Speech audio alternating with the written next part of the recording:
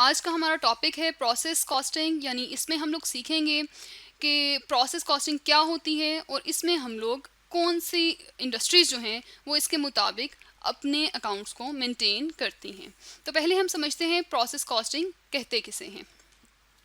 Process costing हम कहते हैं ऐसी कॉस्टिंग को या ऐसी अकाउंटिंग को जहाँ पर हम एक जैसी होमोजीनियस आइटम्स, यानी ऐसे आइटम्स, ऐसी चीज़ें सेल होती हैं जिनकी एक नेचर होती है और वो फिर सेम प्रोसेस से गुजर कर वो चीज़ें बनाई जाती हैं। जैसा कि इससे पहले हम जॉब ऑर्डर कॉस्टिंग में पढ़ चुके हैं कि कस्टमर ऑर्डर देता है और उसकी स्पेसिफिकेशन के मुताबिक, उसकी खसूसियात के मुताबिक चीज़ें बनाई जाती हैं।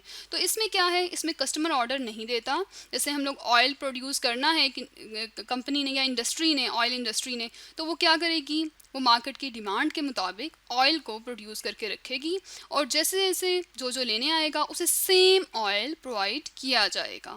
तो जब सेम एक जैसी चीज़ें बनती हैं और फिर उसकी कॉस्ट डिटरमिन होकर वो सेल होती हैं, तो उसको हम प्रोसेस कॉस्टिंग कहते हैं। अब ऑयल प्रोड्यूस करने के लिए हम क्या प्रोसेस अपनाते हैं, किस प्रोसेस के तहत ये प्रोड्यूस होता है और किस तरह से कॉस्ट आती हैं फिर हर प्रोसेस की, ये हम एग्जांपल की मदद से समझ लेते हैं। जब ऑयल हमें बनाना है तो सबसे पहले क्या होता है कि वेजिटेबल्स के, सब्जियों के जो बीज होते हैं जिन्हें हम सीड्स कहते हैं, वो लिए जाते हैं और उसके बाद उन सीड्स को, इससे पहले कि एक्सट्रैक्शन में डाले जाएं, उन सीड से तेल निकाला जाए, उसे प्री ट्रीटमेंट किया जाता है, उन बीजों को साफ़ किया जाता है, साफ़ करके मशीनरी को यूज़ करके उसे एक्सट्रैक्शन करते हैं उससे ऑयल की, यानी ऑयल उससे निकालते हैं।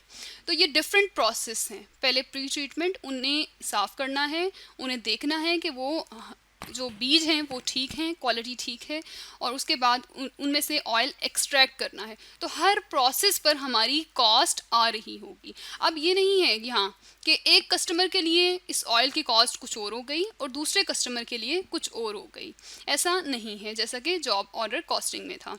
यहाँ पर ऑयल को सेम, जो ऑयल बन रहा है सेम उसको प्रोसेस से गुजर रहा है और वो सब कस्टमर्स के लिए सेम नेचर का है। जब एक्सट्रैक्शन होगी ऑयल की, फिर हमने उसे रिफ़ाइन करना है। हमने देखना है उसमें कोई बीज ना रह जाए, वो सही तेल की कंडीशन में आ जाए, ऑयल साफ़ हो जाए और उसके बाद वो फाइनली कुकिंग ऑयल बॉटल्स में, कुकिंग ऑयल की शक्ल में आ जाएगा, जो कि सब कस्टमर्स को सेल कर दिया जाएगा।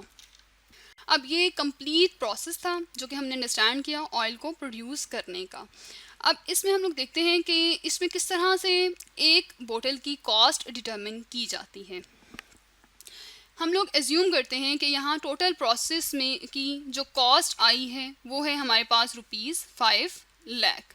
हमारा प्री ट्रीटमेंट पर, एक्सट्रैक्शन पर जो मशीनरी यूज़ हो रही है, वहाँ हमने इससे पहले देखा कि फैक्ट्री में मशीनरी यूज़ हो रही है, तो मशीनरी जो है वो बिजली पर चल रही है और फैक्ट्री का भी रेंट देना है। इसके अलावा बीज जो हमने ख़रीदे हैं उसकी भी कॉस्ट है और फिर रिफ़ाइनरी, ये इक्विपमेंट को यूज़ करके, जिस चीज़ों को यूज़ करके हम रिफ़ाइनरी कर रहे हैं उसकी भी कॉस्ट है। तो हम एज्यूम करते हैं ये सारी कॉस्ट मिलाकर 5,00,000 हो गई हैं। तो अब, और ये जो बोतल्स हमें नज़र आ रही हैं इसमें 5 लीटर्स या 5, हमने यहाँ लिखा 5 लीटर्स, यानी एक जो बोतल है इसमें 5 लीटर ऑयल आ रहा है, 1 बोतल। और टोटल यूनिट्स यानी टोटल बोतल्स कितनी बनाई गई इस प्रोसेस से गुजरने के बाद, जो टोटल बोतल्स बनी हैं हमारी वो हैं हमारी 1000 बोतल्स। तो 1000 बोतल्स टोटल बनी हैं, यानी 1000 टोटल यूनिट्स बने हैं, इसको हम ये कहेंगे। अब हर कस्टमर को सेम प्राइस चार्ज की जाएगी। अब एक यूनिट की, यानी एक बोतल की कॉस्ट किस तरह से आएगी, उसके लिए हम लोग टोटल सारे प्रोसेस में सारी कॉस्ट जो लगी है इस प्रोसेस में वो लिखेंगे और इसको हम डिवाइड कर देंगे जितने यूनिट्स बने हैं, जितनी बोतल्स बनी हैं उस पर, जो कि 1000 है। यहाँ पर हम लिख देते हैं 1000 बोतल्स या 1000 यूनिट्स भी हम कह सकते हैं। और ये हमारे पास आ जाएगा ₹500। तो 500 जो है वो ये जो 5 लीटर हम लोग बेच रहे हैं, एक बोतल हम इसमें बेच रहे हैं और इसकी कॉस्ट आ गई है 500। और इसके बरक्स जब हम लोगों ने जॉब ऑर्डर कॉस्टिंग में किया था, वो हम कस्टमर के ऑर्डर के मुताबिक, हम लोग कस्टमर की खसूसियात के मुताबिक हम लोग चीज़ बना रहे थे, तो हर कस्टमर की जो चीज़ बन रही थी उसकी कॉस्ट डिफरेंट आ रही थी। तो प्रोसेस कॉस्टिंग में ये होता है कि प्रोसेस के तहत चीज़ बनती है और एक जैसी चीज़ सब कस्टमर को सेल होती है और फिर उसकी सेम कॉस्ट एक चीज़ की चार्ज की जाती है।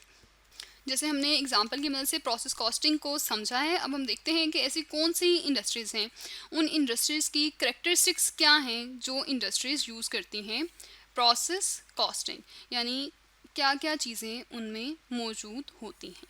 तो यहाँ पर हमारे पास है सबसे पहले इन इंडस्ट्री की जो प्रोडक्शन है वो ज़्यादा क्वांटिटी में होती है, जिसे हम मैस प्रोडक्शन कहते हैं। होमोजेनियस यानी एक जैसी चीज़ें ज़्यादा तादाद में बनाई जाती हैं। इसके बाद है यूनिफॉर्म मैन्युफैक्चरिंग ऑपरेशंस या प्रोसेस। उस पर उन चीज़ों पर जो प्रोसेस लग रहे होते हैं, जो ऑपरेशंस परफॉर्म किए जा रहे होते हैं उनकी प्रोडक्शन में, उनकी मैन्युफैक्चरिंग में, वो सेम होते हैं। जैसा कि अभी हम लोगों ने ऑयल को प्रोड्यूस करने में देखा कि ऑयल को जब प्रोड्यूस किया जाता है तो प्री ट्रीटमेंट होता है, एक्सट्रैक्शन होती है, रिफाइनरी होती है, सेम जो है प्रोसीजर्स या प्रोसेस वो ऑयल की तैयारी में लग रहे हैं और ये सब कस्टमर्स, जो भी कस्टमर लेंगे वो एक तरह का ऑयल लेंगे। तो यहाँ पे हमने देखा कि ऐसी इंडस्ट्रीज़ जिनकी करेक्टरिस्टिक्स ये भी होती हैं कि क्वांटिटी ज़्यादा और एक जैसी, और दूसरा ये कि एक जैसे ऑपरेशन या प्रोसेस परफॉर्म हो रहे होते हैं। इसके बाद है ये जो हमने पहले भी बात की, चीज़ें एक जैसी चीज़ें तमाम कस्टमर्स के लिए बनाई जाती हैं। आगे है completed output of each department. एक डिपार्टमेंट या एक प्रोसेस की जो कंप्लीट आउटपुट होती है, जैसे कि एक्सट्रैक्शन हुई ऑयल की, उसके बाद अब रिफाइनरी डिपार्टमेंट या रिफाइनरी जब प्रोसेस में हम जाएंगे तो रिफाइनरी प्रोसेस के लिए एक्सट्रैक्शन हुए हुए जो बीज हैं, जो तेल निकला हुआ है, वो रॉ मटेरियल है। तो एक प्रोसेस की या एक डिपार्टमेंट की जो कंप्लीट चीज़ है वो अगले डिपार्टमेंट के लिए रॉ मटेरियल कहलाता है। इसके बाद है हमारे पास जो हम लोग ऑपरेशंस जो करते हैं या जो प्रोसेस है, जब चीज़ों को गुजारते हैं तो उसके नतीजे में जब प्रोसेस कॉस्टिंग में या प्रोसेस के तहत चीज़ें बन रही होती हैं तो कुछ बाय प्रोडक्ट्स भी बन जाते हैं, यानी ऐसी चीज़ें जिनको हम लोग मेनली बना रहे हैं। यहाँ पर हम लोगों ने मिसाल ली ऑयल की, कुकिंग ऑयल की।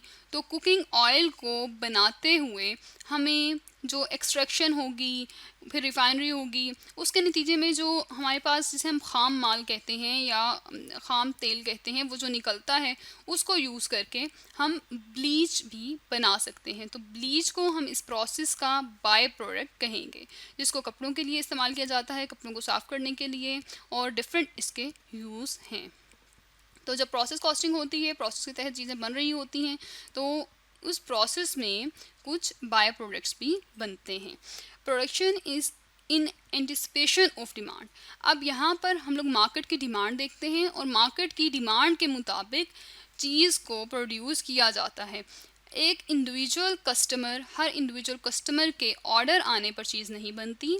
हम लोग कलेक्टिवली मार्केट की डिमांड देखते हैं, उसके मुताबिक चीज़ों को बनाते हैं और फिर बनाने के बाद टोटल कॉस्ट देखते हैं और फिर जो भी चीज़ बनी है उस पर हर यूनिट की कॉस्ट एक जैसी डिटरमिन कर ली जाती है।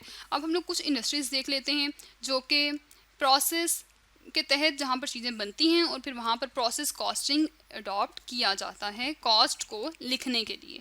अब जैसे सीमेंट इंडस्ट्री हो गई, कोल इंडस्ट्री हो गई, बिजली जहाँ बनाई जाती है, बर्फ़ जहाँ बनाई जाती है, इसके अलावा पेंट जहाँ बनता है, सोप जहाँ पर बनता है, शुगर है, केमिकल्स जो हैं वो सबके लिए केमिकल्स जो हैं वो एक जैसे बनते हैं, वो कस्टमर की डिमांड के मुताबिक नहीं होते। और कुकिंग ऑयल जिसको हम लोगों ने डिटेल में समझा, फिर आटा जहाँ पर बनता है, और स्टील, टेक्सटाइल जहाँ कपड़ा बनाया जाता है, स्टील, और फिर पेट्रोलियम प्रोडक्ट्स जो बनाई जाती हैं वो भी।